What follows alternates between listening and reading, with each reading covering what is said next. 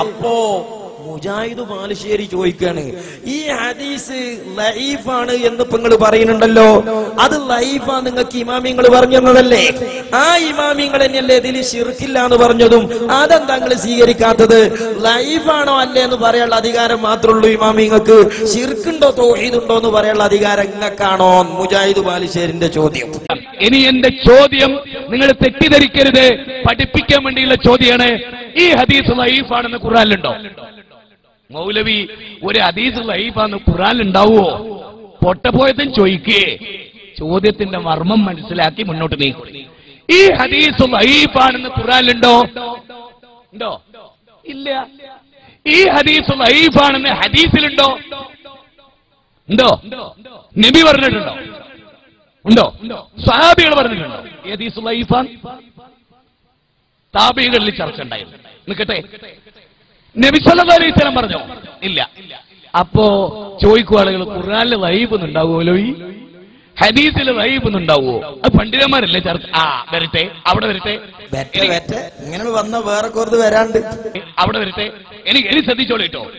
ഈ ഹദീസ് ലൈഫാണെന്ന് എല്ലാരും അംഗീകരിച്ചില്ലേ? നിങ്ങളോട് ആരെയും പറഞ്ഞത് ലൈഫാണ്? ഈ ഹദീസ് ലൈഫാ നിങ്ങളോട് ആരാ പറഞ്ഞത്? ഉസൂലുൽ ഹദീസിന്റെ ആളുകളല്ലേ, മുഹദ്ദിസീങ്ങളല്ലേ, പണ്ഡിതന്മാരല്ലേ, ഹദീസ് പഠിച്ചവരല്ലേ? അതെ, ഈ ഹദീസ് ലൈഫാണെന്ന് മനസ്സിലാക്കാനുള്ള അവരുടെ പാണ്ഡിത്യത്തെ നമ്മൾ അംഗീകരിച്ചു കൊടുത്തു. പോയിന്റ് നമ്പർ 1 നോട്ട് ചെയ്തോളി, ശരിക്കും പഠിച്ചോളി. ഇന്ന് നിങ്ങൾ പിരിഞ്ഞു പോകുമ്പോ ഇൻഷാ അല്ലാഹ് നിങ്ങൾക്ക് റാഹത്തായിട്ട് പറയും, നിങ്ങൾ സത്യസന്ധരാണെങ്കിൽ. ഞാൻ ചോദിക്കട്ടെ, ഈ ഹദീസ് ലൈഫാണെന്ന് പറയാൻ ബാധ്യതപ്പെട്ട പണ്ഡിതന്മാരല്ലേ പറഞ്ഞു? അതുകൊണ്ടല്ലേ ഇവിടെ എല്ലാരും ആ ഹദീസ് ലൈഫാന്ന് പറഞ്ഞ് ആ ഹദീസ് ലൈഫാന്ന് പറയാനുള്ള പാണ്ഡിത്യം ആ പണ്ഡിതന്മാർക്ക് നമ്മൾ വകച്ചു കൊടുത്തു, ഇല്ലേ? അവർക്ക് അതിനുള്ള അവകാശമുണ്ട്. അവർ പറഞ്ഞ സത്യമാണ്, അത് ലൈഫാണ്. എങ്കിൽ അടുത്ത എന്റെ ചോദ്യം ആറ്റം ബോംബ് കണക്കെ ഇതേ പണ്ഡിതന്മാർ ആ ഹദീസിൽ ശിർക്കില്ല എന്ന് പറയും. ഈ ഹദീസിൽ ശിർക്കില്ല എന്ന് പറയുന്നു. ഇത് ചർച്ച ചെയ്ത ലോക സലഫി പണ്ഡിതന്മാർ മുഴുവൻ എന്റെ പോയിന്റ് ശരിക്കും ശ്രദ്ധിക്കണം. ഈ ഹദീസ് ലൈഫാണെന്ന് പണ്ഡിതന്മാർ പറഞ്ഞപ്പോൾ നിങ്ങൾ സ്വീകരിച്ചു. അതേ പണ്ഡിതൻ, അതേ നേതാവ്, അതേ മുഹദ്ദിസ്, അതേ ഉസൂലുൽ ഹദീസിന്റെ ആളുകൾ ഈ ഹദീസിൽ ശിർക്കില്ല എന്ന് പറയും. എങ്കിൽ ആദ്യത്തേത് എടുത്തു, രണ്ടാമത്തെ തള്ളാൻ നിങ്ങളെ മാനദണ്ഡം എന്താ? പ്രശ്നം പരിഹരിച്ചിട്ടോ? ഇന്ന് ഈ വിഷയത്തിലെ പ്രശ്നം പരിഹരിച്ചു. അതല്ല, ലൈഫ് എന്ന് പറയാനുള്ള പാണ്ഡിത്യം അവർക്കുള്ളൂ. ശിർക്കും തൗഹീദും തീരുമാനിക്കുന്നത് ഞങ്ങൾ മൂന്നാളാണ്. അഭിപ്രായന്റെ അത് നിങ്ങൾ എഴുതി തരണം, അത് നിങ്ങൾ എഴുതി തരണം. അതായത് ലൈഫാണെന്ന് മനസ്സിലാക്കാനുള്ള കഴിവേ ഉള്ളൂ, അതിൽ ശിർക്കില്ല ഉണ്ട് എന്ന് മനസ്സിലാക്കാനുള്ള കഴിവ് അവർക്ക് ഉണ്ടായിരുന്നില്ല. അത് ഞങ്ങൾക്കുള്ള നിങ്ങൾക്ക് വാദമുണ്ടോ? ഞങ്ങൾ തുറന്നു പറയണം. ഈ ചോദ്യങ്ങൾ വിടരുതിട്ടോ. ഈ ചോദ്യങ്ങൾക്ക് ഏത് സഭ കിട്ടിയാലും നിങ്ങൾ ചോദിക്കണം. ഉസ്താദുമാരെ, മൗലവിമാരെ, നേതാക്കന്മാരെ, ഈ ഹദീസ് ലൈഫാണെന്ന് പറഞ്ഞ ഏതെങ്കിലും ഒരു പണ്ഡിതൻ ഈ ഹദീസിന്റെ മതിരിൽ ശിർക്കുണ്ടെന്ന് പറഞ്ഞിട്ടുണ്ടോ? ഇതാ ഞങ്ങളെ ചോദ്യം.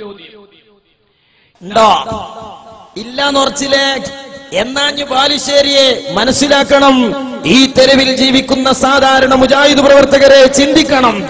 ഈ ഹദീസ് ലൈഫാണെന്ന് പറഞ്ഞവർ ഇരിക്കട്ടെ, അത് സ്വഹീഹാണെന്ന് പറഞ്ഞവരും ഇമാമിങ്ങളില്ലേ?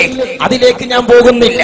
ലൈഫാന്നിരിക്കട്ടെ, ആ ലൈഫാണെന്ന് പറഞ്ഞ ഇമാമിങ്ങളോ അതിൽ ശിർക്കില്ല എന്നും പറഞ്ഞിരിക്കട്ടെ. ഈ ശിർക്കില്ലെന്ന് പറഞ്ഞ ഇമാമിങ്ങൾ ആരെങ്കിലും അത് വസീലത്തു ശിർക്കാണ്, ഹറാമാന്ന് പറഞ്ഞിട്ടുണ്ടോ? മുജാഹിദുകളെ പറഞ്ഞിട്ടുണ്ടോ? വസീലത്തു ശിർക്കും ഹറാമും പറയാനുള്ള അധികാരം സക്കരിയാക്കാണ്. അത് തൗഹീദുണ്ടോ ലൈഫാണോ എന്ന് പറയാനുള്ള അധികാരം അങ്ങനെയാ? ഒന്നും കൂടി നിങ്ങൾ കൂട്ടി വായിച്ചാൽ മതി. ഇതാണ് പിന്നേത് അണുബോംബ്.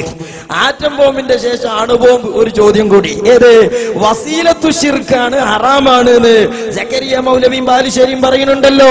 അങ്ങനെ പറഞ്ഞവരുണ്ടോ ഇമാമിങ്ങൾ? ഇല്ലല്ലോ. ബഹുമാനപ്പെട്ട ഇമാം നവവി റളിയല്ലാഹു തആല അൻഹു പറഞ്ഞതെന്താണ്? ആ ഹദീസ് കൊണ്ട് എന്റെ ഉസ്താദുമാരെ അമല് ചെയ്തിട്ടുണ്ട്. വിജനമായ പ്രദേശത്ത് യാ ഇബാദെന്ന് വിളിച്ചിട്ടുണ്ട്. കാണാത്ത, അറിയാത്ത, കേൾക്കുന്ന കാരണമറിയാത്ത, സഹായിക്കാൻ വരുന്ന വഴിയറിയാത്ത അള്ളാന്റെ അടിയാറുകളെ എന്റെ ഉസ്താദുമാര് വിളിച്ചിട്ടുണ്ട്. അവർക്ക് ഫലം കിട്ടിയിട്ടുണ്ട്. ഞാനും വിളിച്ചിട്ടുണ്ട്, എനിക്ക് ഫലം കിട്ടിയിട്ടുണ്ട്.